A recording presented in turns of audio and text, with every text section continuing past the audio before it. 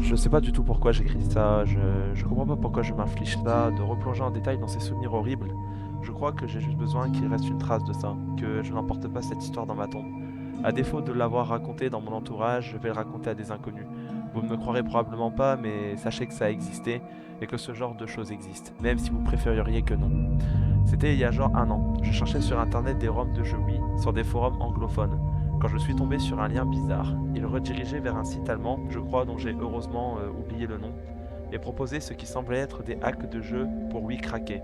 Ça m'avait l'air pas mal. Je m'en suis téléchargé une dizaine que j'ai gravé sur un CD pour y jouer avec ma Wii. L'ensemble était assez marrant.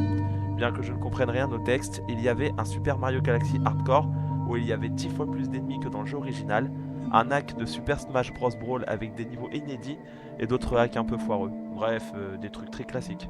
Puis j'ai essayé un hack intitulé Resident Evil 4 Christmas Morning, un hack apparemment assez récent selon la date. Le nom Christmas Morning était un peu bizarre, mais pas plus que les noms des autres hacks. Je m'attendais à trouver un hack un peu naze d'une maison avec des décorations de Noël et des centaines de zombies. Il n'y avait pas de description sur le site, et puis de toute façon, j'aurais rien compris. Mais le nom en anglais me faisait penser à un hack en anglais, l'un des seuls du site. C'est pour ça que je l'avais téléchargé. Bordel, si j'avais su. Je lançais le jeu, donc apparemment pas de chargement à l'écran titre. Même musique, même écran, même icône. Même en lançant le jeu, les mêmes cinématiques sortaient. Je commençais à penser que ce hack était une blague débile à mesure que le jeu se déroulait, sans aucun changement, avec le jeu original. Mais après toutes les cinématiques d'intro, pas de changement, au détail près. Que je n'avais rien dans mon inventaire, mis à part un pistolet et une seule balle. Je prends donc en main le jeu, je vais parler au chauffeur qui nous envoie chier comme d'hab, et rentre donc finalement dans la maison où l'on rencontre normalement le premier Plagas après une animation. Bah là, pas d'animation, pas de zombies. La maison est vide, même le placard censé être rempli de crânes d'humains n'y est pas, remplacé par une bête texture marron. Je vais pour sortir, mais bizarrement, je n'y arrive pas. L'animation d'ouverture de porte ne se joue même pas. Je vais voir à l'état si je peux pas sauter par la fenêtre non plus. Un piège à con, j'ai pensé de suite. Avant d'éteindre ma console, j'ai pensé à vérifier dans tous les coins pour voir s'il y avait quand même un truc.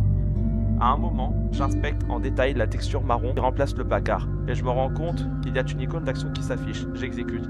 Bizarrement, ça joue une animation d'ouverture de porte. Je traverse cette texture étrange et arrive en haut d'un escalier qui mène apparemment à une cave. Je descendis et arriva dans une cave assez glauque, mal assez faite, à vrai dire. Les textures étaient bizarrement étirées et elle était peu éclairée. Malgré l'absence de source de lumière, il n'y a rien dans cette cave, mis à part des morceaux de plagas éparpillés sur le sol, baignant dans une quantité incroyable de sang, et pendus au mur opposé, des scies et des haches rouillées. En s'y approchant, une nouvelle icône d'action est apparue. Mon cœur s'emballa d'excitation. Enfin, ça commençait. Je cliquai donc et là, Léon braqua son pistolet sur sa tempe et se tira une balle dans la tête. J'étais surpris de la rapidité de l'action, mais aussi extrêmement choqué. Le héros se tuait-il lui-même? C'était ça le but de ce hack, et c'était pas fini parce que l'animation de Game Over ne se jouait pas.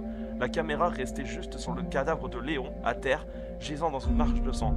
J'essayais d'appuyer sur tous les boutons pour essayer de faire une réaction, mais rien ne se passait. Au bout d'un moment, l'écran vira au noir et la musique de Game Over se joua, mais très rapidement et en boucle. Puis avant même que l'on me demande de coacher ou non, je suis réapparu au milieu d'une nouvelle map, custom apparemment.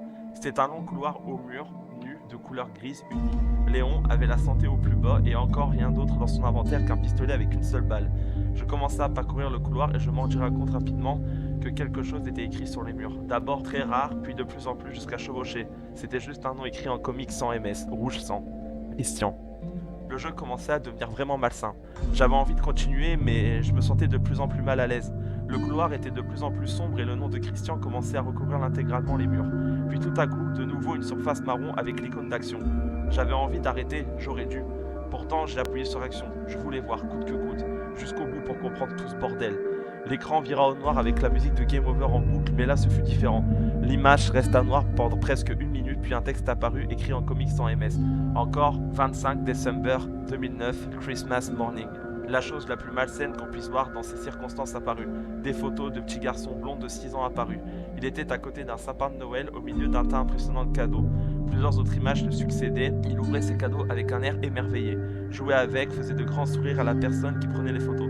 C'est très dérangeant, mais je n'avais encore rien vu. Au bout d'un moment, je me suis mis à regarder la pièce dans laquelle il était. C'était très sombre, à cause du contraste, mais il y avait quelque chose de bizarre. On aurait dit une cave.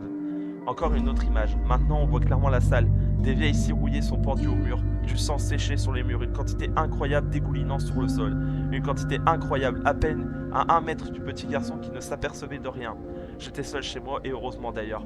Comme ça, personne ne m'a entendu pousser des cris d'horreur. Bien avant que ça se passe, je savais ce qui allait se passer et pourtant j'ai regardé. J'ai pas envie d'en parler, j'ai pas du tout envie de vous décrire ça. C'était horrible. Les images se succédaient à une très grande vitesse, entrecoupées de flashs. J'avais presque l'impression d'entendre ce pauvre petit garçon hurler. Ça allait de plus en plus vite, presque comme une vidéo saccadée. J'ai donné un coup de pied dans ma Wii, elle a volé contre le mur et s'est explosée en mille morceaux. Puis je me suis écroulé sur mon fauteuil, haletant en regardant l'écran noir de ma télé. Je suis resté comme ça pendant une demi-heure. Je n'arrivais pas à dormir cette nuit-là, et les autres nuits encore. Même si le CD était très abîmé, je l'ai brûlé pour qu'il n'en reste rien. Je sais que c'est con de faire ça, mais j'en avais besoin. Je suis retourné sur le site allemand où j'avais trouvé les hacks. Je me suis rendu compte que, à part les fichiers proposés par l'auteur de Christmas Morning, les autres fichiers datent d'il y a 2 ou 3 ans. Comment j'ai pas pu voir ça? Bien sûr, ce type pouvait poster ses saloperies comme il veut sans qu'un modérateur s'en rende compte. Et on peut dire qu'il en a posté des saloperies. Birthday Hot Max, Happy Sandy Chibi, Movie Night, etc. Tout ça me dégoûte. J'ai essayé de signaler ça, mais je sais pas si ça portera ses fruits.